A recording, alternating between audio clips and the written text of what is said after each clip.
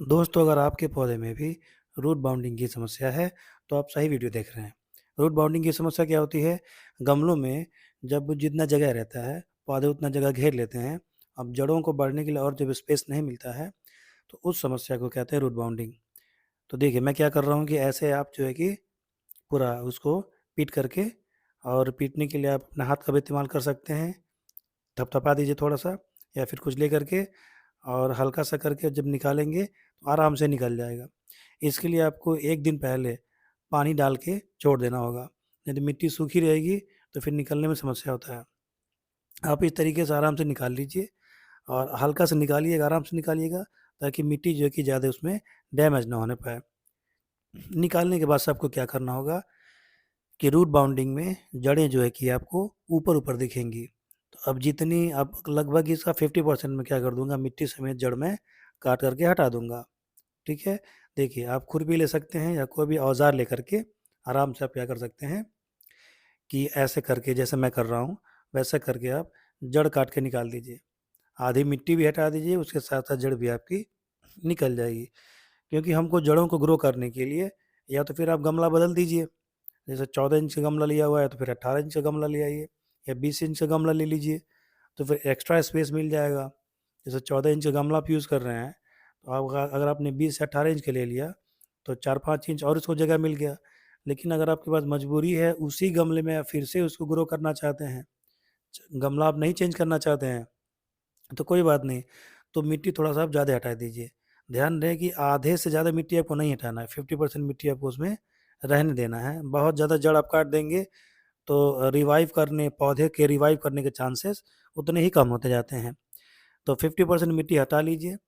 मिट्टी हटाने के बाद से अगर आपके पास नई मिट्टी है, आपने कहीं से मिट्टी व्यवस्था की हुई है, तो उस मिट्टी को लाइए और उसका इस्तेमाल कर लीजिए।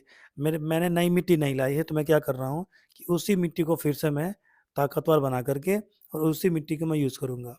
मिट्टी की ताकत बढ़ाने के लिए आप क्या कर सकते हैं कि इसमें आप वर्मी कंपोस्ट मिला लीजिए। अगर आपके पास वर्मी कंपोस्ट नहीं है, तो सड़ी हुई गोबर की खाद भी आप ले सकते हैं। इसके साथ ही साथ आपको इसमें क्या करना होगा, इसमें आप नीम की खली मिला लीजिए और नीम की खली के साथ थोड़ा-सा आप इसमें सरसों की खली मिला लीजिए, ठीक है? अगर आपके पास है और आप अफ़ोर्ड कर सकते हैं, तो क्या करिए आप डीएपी के दाने लाइए और 6 से 7 दाने आप इसमें डाल दीजिए, ठीक है? इतना कुछ करने के बाद से आराम से लेकर के और इसको मिट्टी में मिला दीजिए।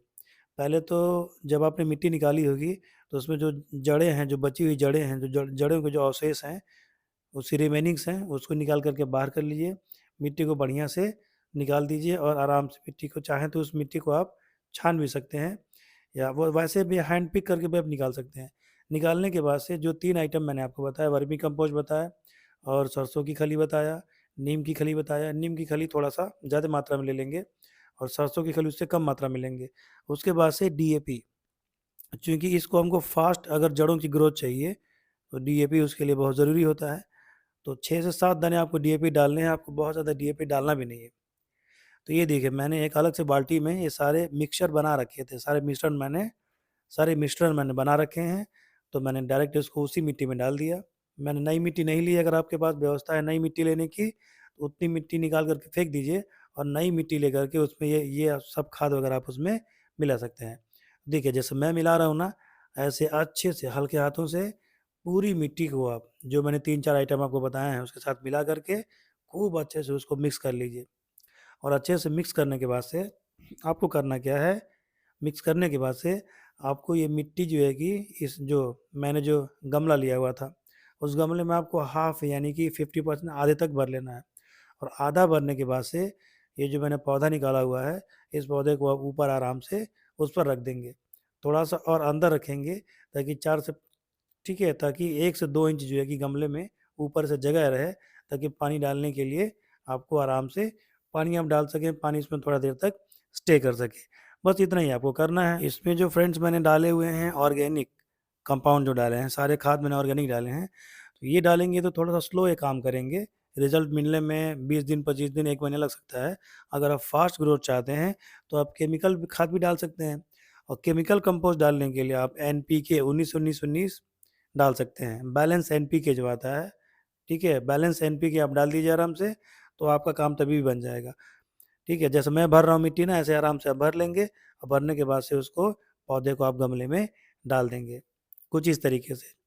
पौधे को आप गमले में डाल दिया आपने, डालने के बाद उसे अच्छी तरह से मिट्टी को आप बराबर कर देंगे और थोड़ा-सा गमले को हिला-डुला करके चेक कर लेंगे कि मिट्टी अगर और नीचे बैठ रही है, तो मिट्टी को आप नीचे बैठने देंगे। अच्छी तरीके से कर लेंगे, करने के बाद से हल्का-सा पानी आप इसमें स्प्रिंकल कर देंगे और पानी स्प्रिंकल करने के बाद से अगर हमारे यूपी में तो अभी ठंड का मौसम चल रहा है, तो हल्का-फुल्का धूप हो भी रहा है, तो खुली धूप में मैं इसको रखूँगा। ये मेरी मधुकामनी का पौधा है और लगभग 2 साल से मैंने इसकी मिट्टी चेंज नहीं की थी, तो इसमें रूट बाउंड की समस्या आ गई थी।